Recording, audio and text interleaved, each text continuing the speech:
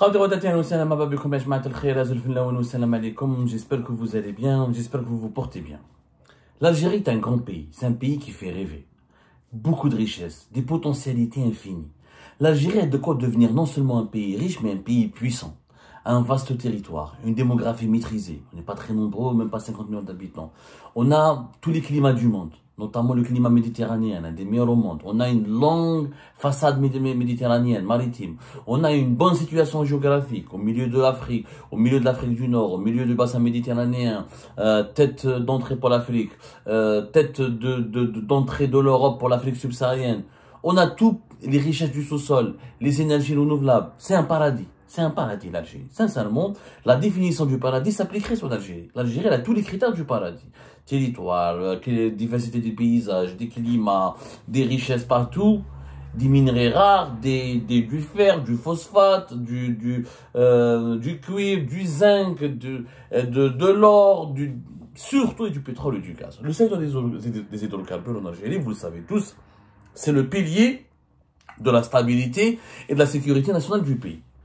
Donc l'Algérie produit du pétrole et du gaz, elle arrive à vivre, à survivre et à assurer, comment dirais-je, la couverture de ses besoins élémentaires. Malheureusement, il y a des grands pays, il y a des grands investisseurs qui s'intéressent à notre pays et qui veulent construire des choses intéressantes dans notre pays, qui veulent investir dans notre pays et qui veulent développer des projets intéressants dans notre pays. Mais malheureusement, la qualité, la piètre qualité intellectuelle des dirigeants algériens, leur malhonnêteté, leur corruption, leur incompétence, leur médiocrité fait en sorte que de bloquer ces investissements et ces projets, ces ambitions, pour ne pas dire ils produisent du sabotage, sabotent ses ambitions et ses projets. Je vais vous raconter une histoire qui illustre parfaitement ce sabotage des ambitions et des espoirs et des volontés des investisseurs étrangers qui veulent s'implanter ou qui veulent réaliser des projets en Algérie. Connaissez-vous la Norvège? Bien sûr que vous allez me dire non. Qui connaît pas la Norvège? Un pays encore plus paradisiaque que l'Algérie. Un pays très riche, un pays pas beaucoup peuplé, même pas 6 millions d'habitants, je crois. La Norvège, c'est un pays pétrolier et gazier. C'est un pays parmi les plus riches du monde. C'est un pays modèle au niveau développement social, etc. Voilà, 5 millions d'habitants, même pas. En Norvège, ils produisent du pétrole et du gaz. Ça, vous le savez tous. Je donne un peu quelques chiffres pour comprendre. La Norvège, elle fait partie des 15 plus grands producteurs d'hydrocarbures dans le monde. Pour le savoir, pour avoir une idée de grandeur, la Norvège, elle est considérée comme le 8e producteur mondial de gaz et le 4e exportateur mondial de gaz. Et elle est considérée aussi comme parmi les 15 ou 8 grands producteurs de pétrole dans le monde. C'est extrêmement important pour un pays européen, la Norvège, grâce à son pétrole et à son gaz, et grâce à sa bonne gestion de ses ressources naturelles, qui sont le pétrole et le gaz, elle est devenue un pays très riche. Donc, 8e producteur mondial de gaz naturel dans le monde, 4e producteur mondial 4e exportateur mondial de gaz, et surtout 13e producteur mondial de pétrole avec une production moyenne de 1,8 jusqu'à 10 millions de barils par jour. En Norvège, contrairement à l'Algérie, la grande différence entre la Norvège et l'Algérie, au-delà du nouveau développement, de la bonne gouvernance, de la prospérité, les Norvégiens, ils ont vraiment bien profité de leur pétrole et de leur gaz. Mais à part cela, ce qui nous attriste, ce qui nous rend malheureux, nous les Algériens, parce que nous, on aurait pu devenir la Norvège de l'Afrique, on va dire. On ne l'est pas devenu. Ou la Norvège de la Méditerranée. On a tout pour devenir la Norvège de la Méditerranée. La différence principale dans le secteur du pétrole et du gaz, c'est que le pétrole et le gaz en Norvège, il est offshore. Pratiquement 95% des gisements de pétrole et de gaz en Norvège sont situés en mer. Notamment la mer du Nord, la mer de Norvège, la mer de Barents. Tous les grands gisements sont situés en mer. C'est-à-dire que la Norvège exploite son pétrole et son gaz dans la mer. On appelle ça de l'offshore. C'est-à-dire, vous avez les fameuses plateformes de gaz et de pétrole qui exploitent le pétrole et le gaz dans des gisements qui sont situés en haute mer. On appelle ça de l'offshore. Donc, c'est une zone pétrolière et gazière offshore. Et la Norvège, elle est spécialisée, elle est devenue pratiquement le pays leader mondial dans l'exploration, le développement et la production de pétrole et de gaz en offshoring, en offshore, ou dans la production du pétrole et de gaz offshore, c'est-à-dire la production de pétrole et de gaz en haute mer. C'est un leader mondial, ils ont l'expertise, ils ont le savoir-faire, ils ont développé des nouvelles technologies, ils font des investissements importants. À titre d'exemple, la compagnie nationale en Norvège, en Algérie, on a Sonatrach. En Norvège, on a ce qu'on appelle Statoil. Statoil, qui est très connu, voilà, les Algériens le connaissent parce qu'elle est présente en Algérie, qui depuis 2018, elle devient Equinor. Elle change de nom, elle devient Equinor, qui a décidé d'investir, d'élargir ses investissements aux énergies renouvelables, etc., pour accompagner, pour s'adapter aux mutations climatiques. Il faut savoir que la Norvège, par exemple, je vous donne des budgets. La Norvège, elle dépense, la Equinor, elle dépense pratiquement entre 6 à 7 milliards de dollars chaque année pour investir dans les dans les nouveaux gisements offshore en Norvège. Et puis, avec les investissements internationaux et tous les projets, des investissements d'Equinor dans les énergies renouvelables, etc., notamment dans l'éolien, elle s'est spécialisée dans l'éolien, c'est construire les éoliennes, c'est les fameuses éoliennes, mais en haute mer. Elle a des investissements de 16 à 17 milliards de dollars par an, notamment, c'est des chiffres qui datent depuis 2024. Donc, c'est une société extrêmement solide. Equinor, c'est plus de 100 milliards de dollars de chiffre d'affaires, entre 103 jusqu'à 105 milliards de dollars, 103, 105 jusqu'à 108. C'est une compagnie riche, elle est considérée parmi les plus grandes compagnies mondiales de production de pétrole et de gaz. Donc vous avez bien compris que ce n'est pas n'importe quoi la Norvège, ce n'est pas n'importe quoi Statoil. Ils ont un programme d'investissement d'ailleurs dans l'offshoring, dans les zones offshore, dans le pétrole et le gaz offshore jusqu'à 2035.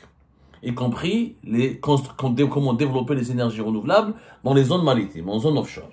Bon, pourquoi je vous parle de la Norvège? Parce que récemment, une délégation importante algérienne devait partir en Norvège, justement pour suivre des formations dans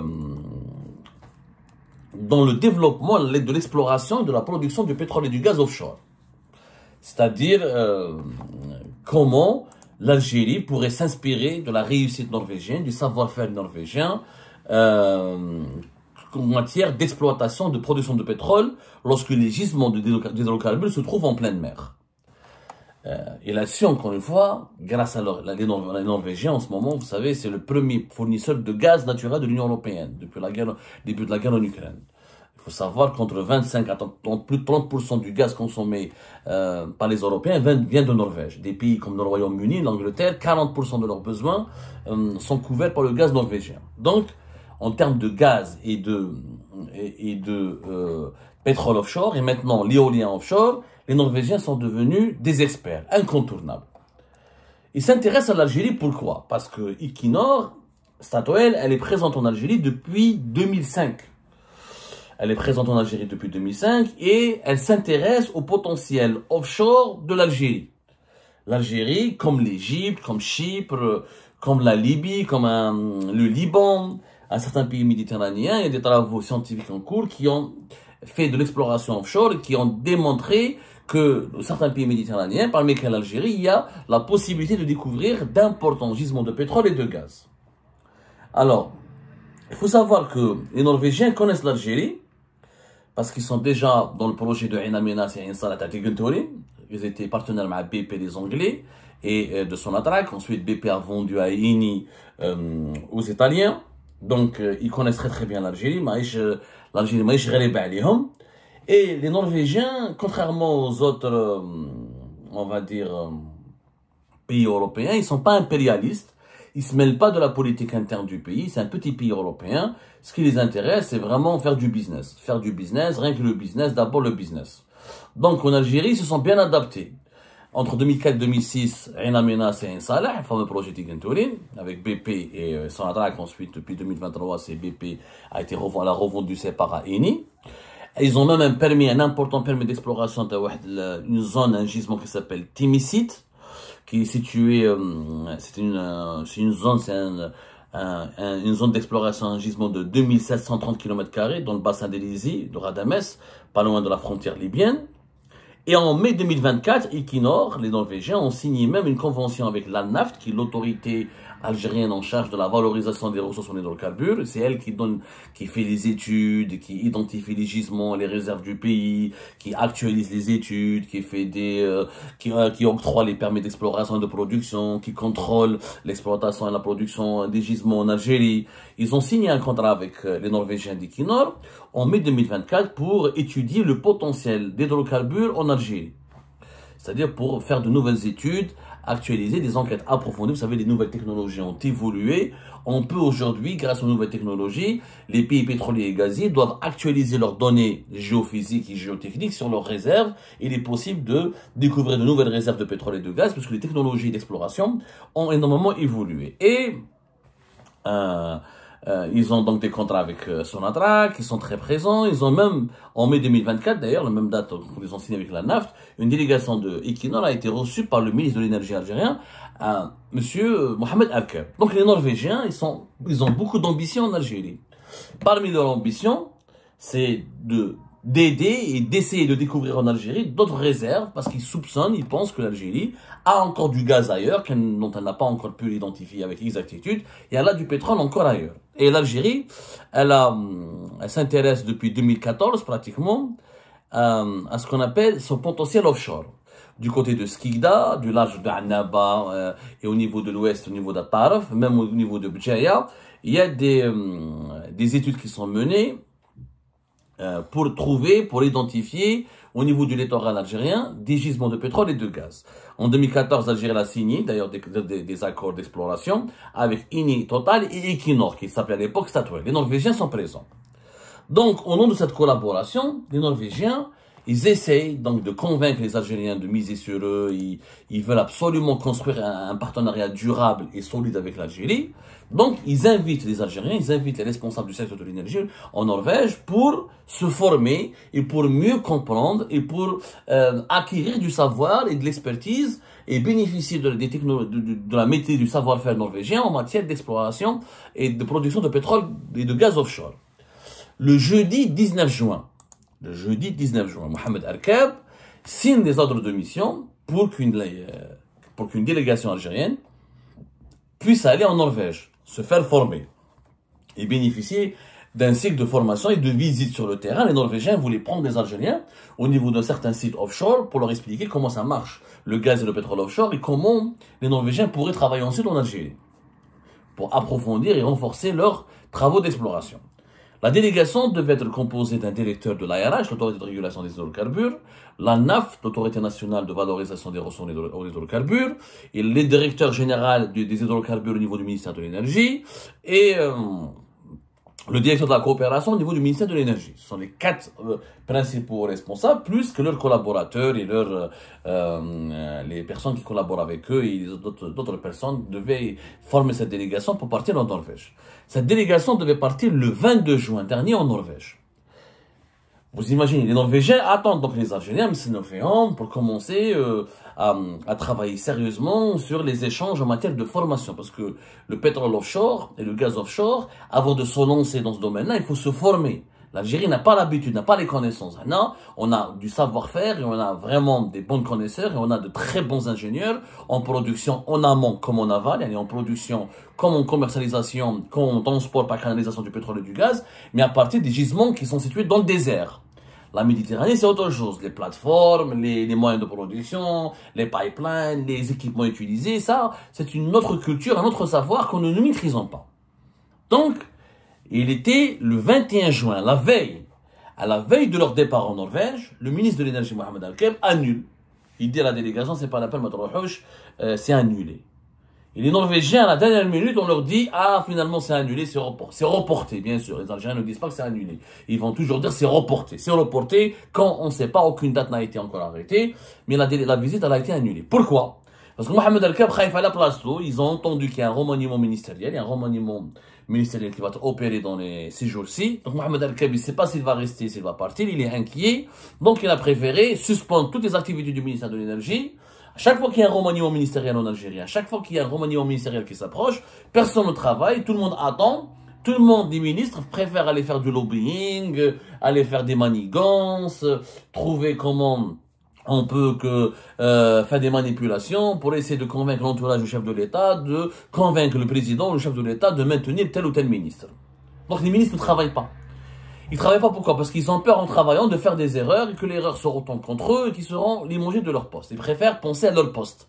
Donc Mohamed Al-Keb, parce qu'il risque de partir, il a peur de se faire remplacer. Et comme dans la délégation, il y avait Rachid Nadil, qui est pressenti, qui est sur la shortlist des personnes qui pourraient le remplacer, قال لك انا ما نبعثهمش للنرويج بالك يروحوا للنرويج les Norvégiens يشكروا فيه هذا رشيد ناديل etc.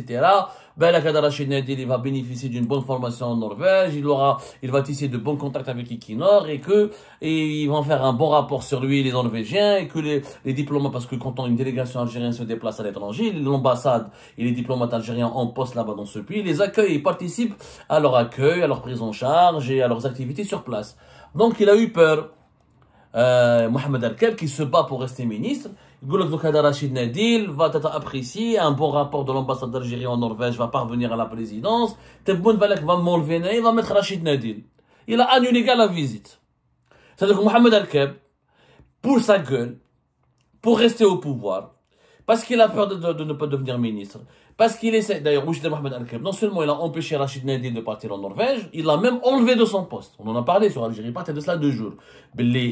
Mohamed Al-Keb a décidé, le ministère de l'Énergie, de changer Rachid Nadil. Bon, la décision ne vient pas que de Mohamed Al-Keb, on en parlera plus tard, parce que Rachid Nadil, a été victime d'un autre coup bas, de la part d'un autre ministre. Ils ont fait pression, ils ont envoyé des rapports mensongers à Tebboune pour l'enlever à Rachid Nadil, parce qu'il commençait à déranger. Donc Mohamed Al-Keb, il a activé pour pousser, pour convaincre la présidence d'enlever Rachid Nadil, pour lui permettre d'enlever Rachid Nadil. Tout ça pourquoi? Parce que Rachid Nadil concurrence Mohamed Al-Keb, il risque de lui prendre sa place. Khaf mennou.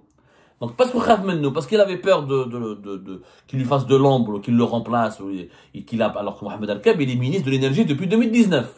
Il veut rester, c'est le ministre qui est resté le plus longtemps au pouvoir, qui est resté le plus longtemps dans son poste. Donc, Mohamed Al-Keb ne pense ni aux intérêts de l'Algérie. Il a manqué de respect aux Norvégiens. Les Norvégiens, c'est des investisseurs importants. C'est une grande compagnie mondiale, parmi les plus grandes compagnies au monde. Il annule la visite d'une délégation algérienne la veille de leur départ, le 21 juin. Il leur dit, n'y allez plus, vous n'allez plus partir, avertissez, informez les Norvégiens que vous n'allez pas venir. C'est un grand manque de respect. Les Norvégiens vous invitent et ils acceptent de vous former. Ils acceptent de partager leur savoir avec vous. Ils acceptent de parler, de vous exposer leur technologie. Ils acceptent de discuter avec vous du partenariat et des investissements potentiels que les Norvégiens voudraient réaliser dans l'offshore algérien, dans la recherche d'exploration du pétrole offshore en Algérie. Et les autorités algériennes, les dirigeants algériens, ils font quoi? Ils leur manquent de respect. C'est un manque de respect. La veille, on vient pas. Pourquoi vous venez pas? Bien sûr, on ne dit pas la vérité aux Norvégiens. On a un remaniement ministériel en Algérie, le ministre il a peur pour sa place. Donc là, la gueule du ministre, le ministre avant l'Algérie. Et Mohamed Al-Keb, son avenir, ses intérêts personnels comptent plus que l'intérêt général de l'Algérie. Donc, les Norvégiens comment les Norvégiens vont nous prendre au sérieux? Comment voulez-vous que les Norvégiens vont venir chez nous, vont investir de l'argent chez nous, vont participer à notre effort de recherche et d'exploration de pétrole et de gaz au niveau du littoral méditerranéen quand on leur manque de respect et on se fout de leur gueule? On annule une délégation à la dernière minute. Allez, parce qu'il y a des problèmes, des problèmes en Algérie. Rachid Nadil ne s'entend pas avec Mohamed Al-Keb, Mohamed Al-Keb a peur de Rachid Nadil. Ou l'Algérie, le secteur, l'économie algérienne n'a rien à voir avec ce problème personnel. La délégation était programmée pour partir, elle devait partir. Elle doit assumer sa mission. Elle doit aller en Norvège pour explorer des partenariats précieux en termes de développement de production de pétrole et de gaz en Algérie, notamment pour l'offshore. Elle doit y aller, c'est une mission importante, stratégique. Que le ministre change ou elle ne change pas, ça ne doit pas impacter la mission. Le ministre, il n'est pas éternel. L'Algérie, elle est éternelle. Mohamed Al-Kabir, on s'en fout. C'est pas lui qui compte. L'Algérie, l'Algérie ne lui appartient pas. Par contre, les intérêts économiques de l'Algérie, la diversification des investissements dans le pays, l'amélioration, le renforcement de la production du gaz et du pétrole pour gagner des revenus en devises et financer notre sécurité nationale, notre développement national et nos besoins nationaux, ça c'est stratégique, ça c'est important. Ça c'est très important. Mais Mohamed Al-Keb, non. Khaïf à la place tout, donc il a peur pour sa gueule, il a peur pour son poste, il a peur pour de ne pas de rester ministre. Il est en train de faire des combines et des manipulations pour prolonger, pour rester, pour avoir du sursis, rester encore au pouvoir alors que son bilan est catastrophique et qu'il n'est pas fait pour son poste. Donc il sabote. On a saboté une mission importante en Norvège qui aurait pu se conclure par des partenariats, par des discussions concrètes et des accords concrets ou des futurs accords concrets sur des investissements concrets et norvégiens en Algérie. On a saboté cette importante mission juste pour les beaux yeux d'un ministre qui voulait rester au pouvoir.